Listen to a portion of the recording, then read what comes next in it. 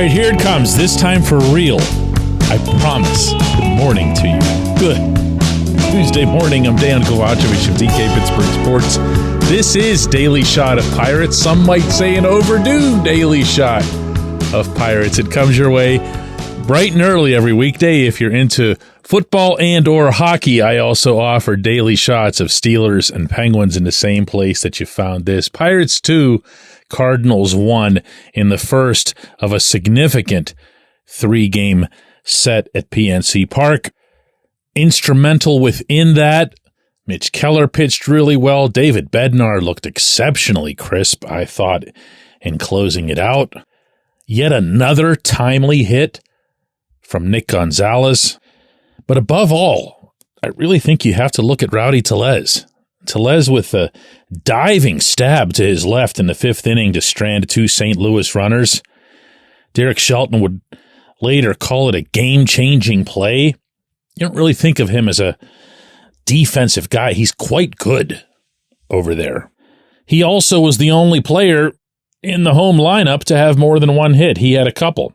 And what matters more than any of that is that this is just a continuation of what he's been doing for a while. Now, the last time I dedicated an entire opening segment to Rowdy, it was about 2 or 3 weeks into his June run, and everybody was going gaga and praising Rowdy, and we were so wrong, and we're eating our words and everything. And my only theme that day was, hang on, let's see a little more than that, because I've also covered a lot of players over the years who would have really, really tough starts, and then they'd kind of bob their head above water for a little bit and then regress again.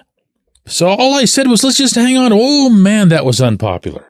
You just don't want to give him his due. You don't want to give Ben Cherington his due for signing him after burying Cherington 1,000 times over on that count. Well, here I am, and I have brought with me exclamation points galore, because in June, Rowdy's slash marks were .333, meaning the batting average, a .380 on base percentage, which is like, wow. A .545 slug. He had 3 home runs and 14 RBIs. In July, all he's done is pretty much the same thing. .313 batting average, a .327 on base, that's down a little bit, and a .604 slug, but 4 home runs and 12 RBIs. He's been that player now for almost as long as he was that other player that all of us, myself included, had hoped to run out of town. Now, would it have been preferable that he had not been absolutely catastrophic for a couple of months to open the season? Yeah, I would say so. And so would he, for that matter. But when you're looking at his overall figures now, even with the bottom having fallen out in April and May, you're still talking about, at worst, a National League average first baseman.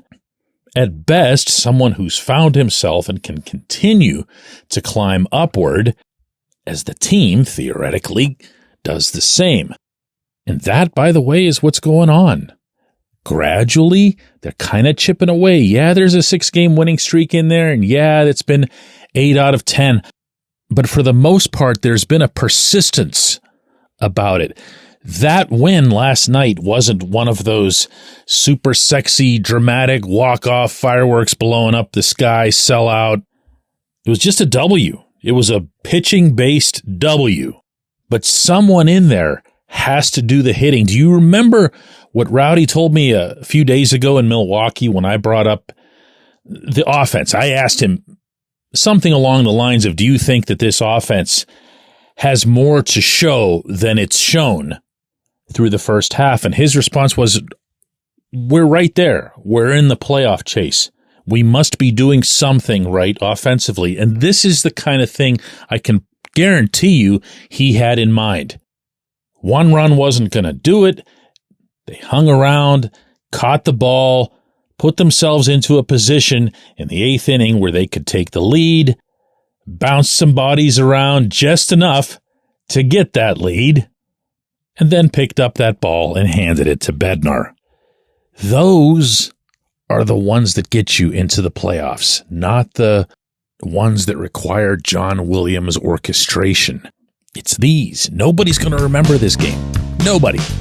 But these are the ones that make it happen. And he, Rowdy Tellez, has been part of that. A big part of that. When we come back, a little bit of a different J1Q segment. This portion of Daily Shot of Pirates is brought to you by our friends at North Shore Tavern. That's directly across Federal Street from PNC Park. It's home of Steak on a Stone, an eating experience, underscoring the word experience. The steak is brought to you partially cooked on an 800-degree stone, and you do the rest.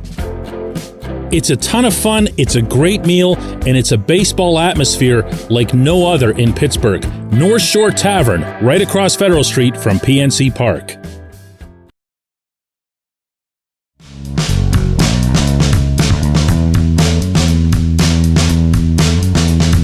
Hey everybody, instead of J1Q today, I want to take this opportunity to thank you, and I mean that in the deepest, most sincere way anyone could conceivably convey in this setting. Today marks the 10th anniversary of DK Pittsburgh Sports as a company. For those of you who know us only through the daily shots, and I understand that can be a bit of a separate vibe, let's just say that's the parent company.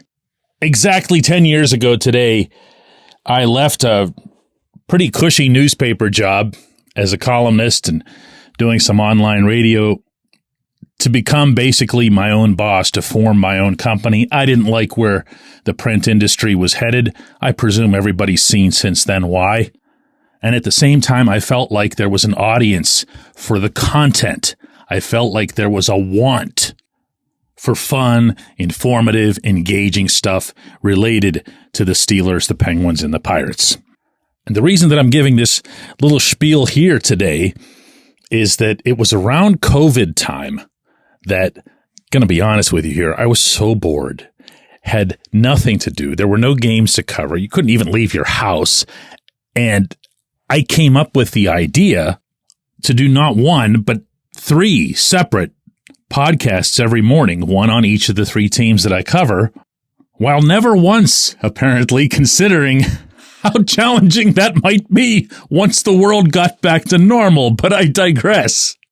The Daily Shots changed our company in a lot of different ways. We were exposed to people who'd never heard of our written content at DK Pittsburgh Sports, who'd never heard of our company, who'd never heard of me, and it was a whole new world for us. It also was the first time that we'd ever put out any part of our product for free. So now I was hearing, it all felt like it was out of nowhere. I was hearing from people who, let's just say you can kind of tell sometimes when somebody doesn't have a whole lot of money. And I'm hearing from them saying, hey, I really love the show today. Or from the bus driver downtown who tilted open his window and yelled out at me something similar. That was new. And what ended up happening was that not only did the Daily Shot grow on its own, but the Daily Shot helped really, I think, solidify our brand and in turn solidify our independent company. So while it wasn't around for even half of our 10 years, it's a big reason that we made it to 10 years. If you still don't know what I'm talking about, on your phone, go to the App Store, go to Google Play. This is free. I'm not trying to sell you something. And search DK Pittsburgh Sports. Spell out Pittsburgh. Don't be lazy. Download that app that shows up. I'm going to repeat this. It's free. On there, you'll find not just all of our podcasts, all of our videos, but also all the articles that I write that our staff writes. We cover these teams everywhere they go. Haven't missed a game in 10 years. And we'd love to have you along for the full ride. right there all in one spot. One more time, and I mean this from the bottom of my heart, thank you. Thank you. And if you're interested in celebrating with us, if you happen to be in the area, we're having one heck of a bash today from 12 to 6 p.m.